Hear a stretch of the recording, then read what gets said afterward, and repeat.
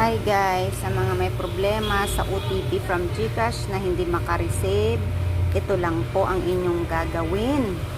Okay? Kahit magtambling-tambling kayo dyan, wala talaga kayong magre-receive kahit mag-BNB.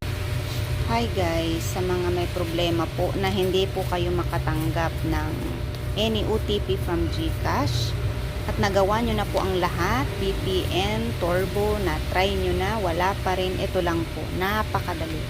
Okay, kasi 2 beses na po nangyari sa akin.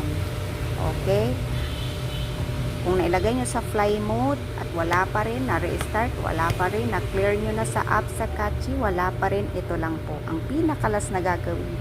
I-open nyo, baka na-block po yun. I-open nyo dito. Ayan, nakikita nyo po itong 3 dots. I-click nyo po yan guys at hanapin nyo ang settings. Okay? Kasi kanina, iniris ko na lahat. Hanapin nyo po ang block numbers. Guys, block numbers, i-click. Makikita nyo po rito na may mga nakalagay na mga numbers. I-pindutin nyo lang po yun para matanggal. Okay? Kung may nakalagay dito may X, pindutin nyo po yan para ma-unblock. And then, go back. Magiging okay na po at makaka-receive na po kayo ng OTP. Kasi nangyari po sa akin yan, naka-block po pala yung 8080 at saka yung sa messages.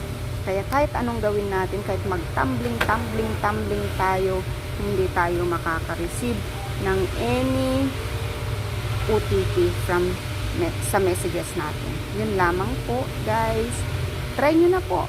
Baka maayos na po ang inyong problema.